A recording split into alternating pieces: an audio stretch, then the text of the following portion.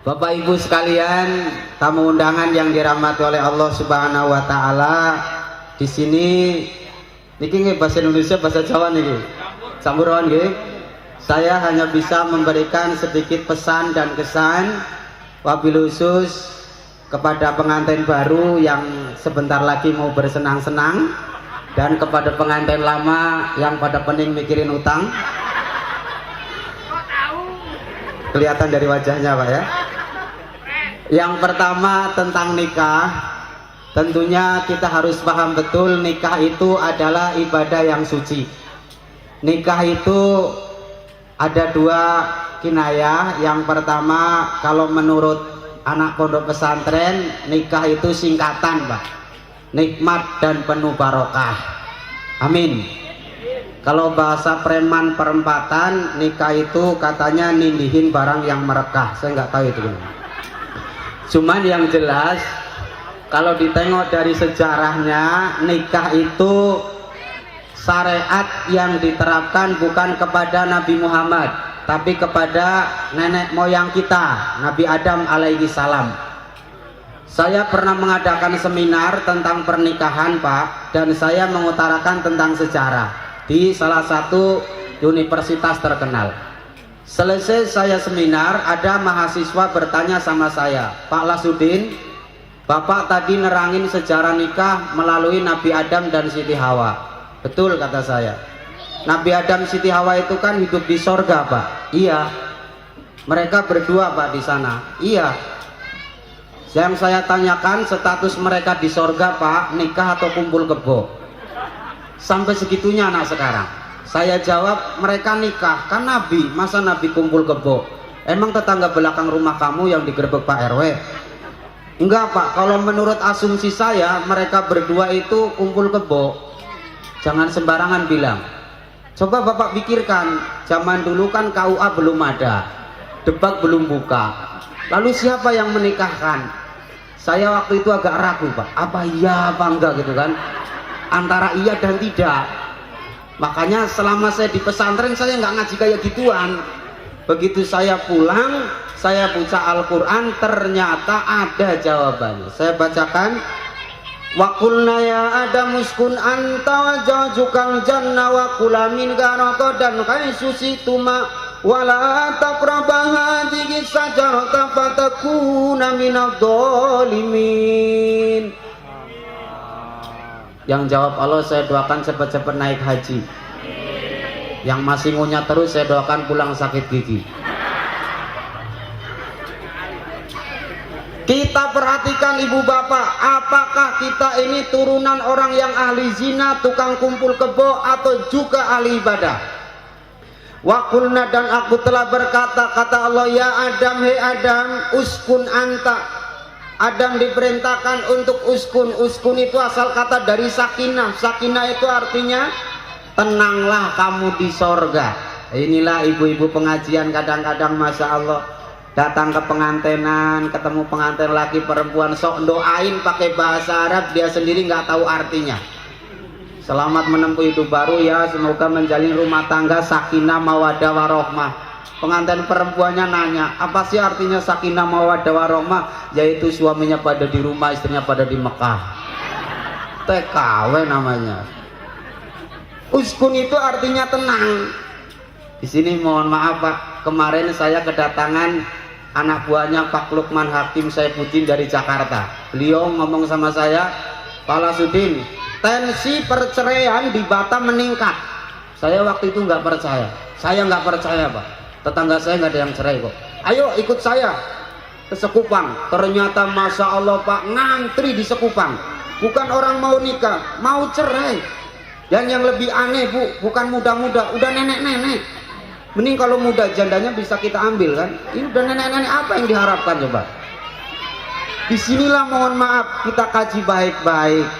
Yang pertama sejarahnya, ternyata Nabi Adam dan Siti Hawa itu nikah. Pak, kalau memang benar nikah, bagaimana cara nikahnya Siti Hawa dan Nabi Adam?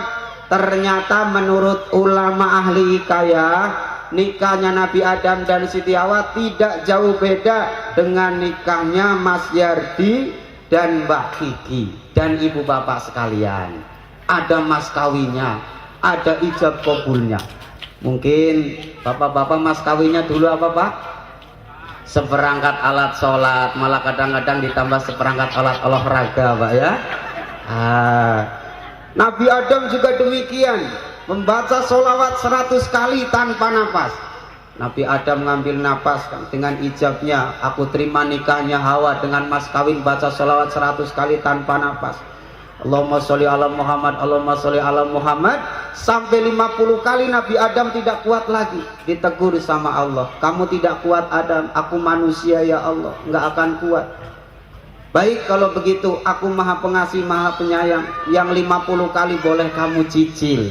Maka dalam ilmu fikih lahirlah munakahat, bahwasanya mas kawin itu boleh dicicil. Saya terima nikahnya Sarboah untuk saya dengan mas kawin 4 kintal besi bekas dicicil. Itu boleh Pak. Masalahnya apa? Nikah sama perceraian beda. Kalau nikah harus dipercepat, tapi kalau yang namanya perceraian, mohon maaf, harus selektif. Sampai-sampai ketika sahabat ditanya, kamu mau nikah? Iya. Punya duit? Enggak. Yang kamu punya apa? Cincin besi? Enggak punya. Kalimat cincin besi ini ditafsirkan, ternyata bukan harus emas berlian Pak. Bahkan kata Rasulullah, perempuan yang paling bagus nikah adalah perempuan yang paling sedikit mas kawinnya. Cincin besi mas itu boleh. Saya terima nikahnya Hasanah untuk saya dengan mas kawin cincin besi alias sekrup atau baut. Itu boleh. Yang penting ikhlas dan ridho. Kemudian jangan lupa Mas Yardi, Mbak Kiki, Anda seperti Adam dan Hawa ketika mereka sedang enak-enak di sorga. Makanya mohon maaf sama tata rias ini, dijadikan ratu sama raja walaupun cuma sehari, dan nggak nyampe sehari, jam 5 udah turun dia, udah ganti lagi, nggak jadi raja lagi, masa di situ terus. Ini artinya apa? Filosofinya seperti Nabi Adam. Anda sekarang lagi di sorga, hati-hati ketika Adam dan Hawa di sorga udah ada ujian. Apa? Munculnya makhluk ketiga namanya iblis. Iblis adalah orang yang tidak suka dengan kenikmatan Adam dan Hawa. Maka bertanyalah iblis kepada Adam dan Hawa, hei Adam, apa kerjaan kamu di sorga? Jawabannya, wakula minha rogodan hai susi tuma. Aku di sini boleh melakukan apa saja, yang penting wala takrobah hadihi sajaroh. Jangan berani-berani dekati pohon ini. Iblis bertanya, pohon yang mana Adam? Pohon yang ini. Iblis berkata, ini pohon sajaratul khuldi, buah keabadian. Siapa yang makan buah ini selamanya di sorga. Allah itu Adam tidak suka dengan kamu di sorga terus, makanya dilarang makan. Adam ternyata kuat Pak. Tidak, aku tidak akan makan. Sekali makan fatakuna minadz dzalimin, aku termasuk orang-orang yang dolim. Tapi iblis tidak putus asa. Ketika merayu Adam, menggoda Adam tidak mempan, maka dia berpindah haluan merayu Siti Hawa. Hati-hati, kalau Mas Yardi kuat, biasanya nanti yang digoda adalah Mbak Kikinya. Siti Hawa digoda, dirayu, akhirnya terayu. Dan ternyata aneh Pak, ketika Siti Hawa terayu iblis, iblis ngerayu Nabi Adam, Nabi Adam yang kuat ternyata lemah, terayu juga oleh Siti Hawa. Hati-hati Mas Yardi, kelemahan laki-laki itu ada pada perempuan. Betul itu Pak, ya kan? Mbak Kiki hati-hati. Chris John Pak, Chris John kenal kan? Sekali tinju 12 ronde loh. Tapi sama istrinya katanya 15 menit udah terkapar Pak. Makanya hati-hati. Begitu juga kelemahan perempuan bukan pada laki-laki. Kelemahan perempuan ada pada rayuan. Yakin kalau gokin majalikin nyolong mesin, Mas Yardi dapat Mbak Kiki ini mesti ada gombal-gombalnya dikit. Kelihatan dari tampang ini mesti. Jangankan sampean, saya juga iya kok. Kalau Mbak Kiki itu nggak dapat Mas Yardi, ya iya. Biasa namanya juga perempuan, harus dirayu. Iblis merayu Siti Hawa, terayu. Loh, istri Nabi bisa terayu. Makanya kalau di Tembesi kok ada anak muda 30 tahun jomblo nggak punya cewek, gobloknya minta ampun Pak. Kalah sama iblis, betul nggak? Iblis aja bisa ngerayu istri Nabi, anak sini nggak bisa. Ada ya? Mohon maaf jangan tersinggung ya, emang kenyataan kok. Kemudian Nabi Adam dan Siti Hawa mohon maaf makan buah khuldi. Siti Hawa merayu-rayu Nabi Adam, Bang Adam, betulkah kamu cinta aku Bang Adam? Kata Adam, tiada lagi wanita di sini yang ku cintai kecuali engkau. Ya iya, karena wanitanya baru satu di sorga. Coba kalau banyak mungkin milih Adamnya. Kalau memang benar cinta Adam, ambillah satu saja nanti kita makan. Lupa Pak, inilah manusia. Hati-hati Mas Yardi, kita gampang lupa. Gara-gara ngikutin istri kadang-kadang kita meninggalkan kewajiban. Naik Nabi Adam, ada yang mengatakan ngambil 2, ada yang mengatakan ngambil 3. Dimakan sama Adam, dimakan sama Hawa, dimakan sama Adam. Buah khuldinya tidak langsung ke perut, berhenti di tenggorokan, tertahan, masuk nggak bisa, keluar nggak bisa, nyangkut, nyangkol, bahasa Inggrisnya keloloden gitu. Nah itu di situ. Sampai membekas ke anak cucu. Makanya tengok bapak-bapak yang turunan Adam itu mesti di lehernya ada jendol-jendolnya. Suami ibu ada nggak? Yang masih ragu nanti pulang ketok pintu, assalamualaikum, suami kepalanya nongol, langsung pegang aja lehernya, pak. Kok pak jendol kan? Alhamdulillah turunan Adam. Pegang kok lurus, astagfirullah, tiang listrik suami gula ini. Siti Hawa juga demikian. Makan buah khuldi, cuman mau maaf namanya perempuan kalau makan pelan tapi cepet masuk maksudnya, tidak berhenti di leher, ternyata agak ke bawah, dia berhentinya di dada. Nggak usah dibayangkan Pak ya, keluar nggak bisa, masuk pun nggak bisa, tertahan di dada sampai lama sampai membekas. Makanya yang namanya perempuan turunan Hawa bener mesti di dada ada jendol-jendolnya. Kemudian Nabi Adam dan Siti Hawa turun ke dunia. Inilah cikal bakal manusia menjadi khalifah di dunia. Beliau berpisah dari Nabi Adam. Ada yang tahu ibu Nabi Adam turun di mana? Tanjung Uncang. Nabi Adam turun mana kok Tanjung Uncang? Itu Adam Damiri itu Pak RT. Nabi Adam turun di India. Siti Hawa turun di Jeddah. Makanya orang India yang laki-laki mesti ganteng Pak, tinggi besar, hidung mancung, rambut ikal, mata belok. Itu ciri khasnya Nabi Adam. Sementara Siti Hawa turun di Jeddah. Makanya perempuan Jeddah itu rata-rata cantik-cantik, tinggi, putih, hidung mancung, mata belok, rambut ikal. Kemarin saya ceramah di sebelah sana, kalau nggak salah ada bapak-bapak protes, Pak, katanya yang namanya turunan Hawa itu mesti hidungnya mancung. Iya, kok istri saya nggak mancung Pak? Saya nanya, istri bapak lahir di mana? Purbalingga Pak. Ini pantas, terlalu jauh dengan Jeddah, lewatin Afrika, Cina sampai Purbalingga saoblek ngono. Nah, ibu bapak hadirin wal hadirat rahimakumullah. Kemudian menyikapi tensi perceraian yang makin meningkat, ada beberapa hal yang perlu kita renungkan Mas Ardi. Yang pertama, banyak pasangan suami istri rumah tangga bertahun-tahun tapi nggak tahu dia tujuannya apa. Dan yakin di sini pun banyak juga yang nggak tahu. Ibu tujuan rumah tangga apa? Nggak tahu. Saya cuma ikut-ikutan Pak. Tetangga punya pacar, saya punya pacar. Tetangga nikah, saya nikah. Tetangga punya anak. Tetangga cerai, saya ikutan cerai. Itu ikut-ikutan namanya. Padahal Islam tidak demikian. Wa min ayatihi an khalaqalakum min anfusikum azwajan litaskunu ilaiha. Telat. Dan sebagian dari tanda-tanda kebesaran Allah diciptakan jodoh istri suami dari bangsa manusia bangsamu, tujuannya litaskunu, agar memperoleh sakinah, ketenangan. Salah satu faktor nih biar nggak lama. Masalahnya kalau ceramah di pengantin itu jangan terlalu lama Pak ya.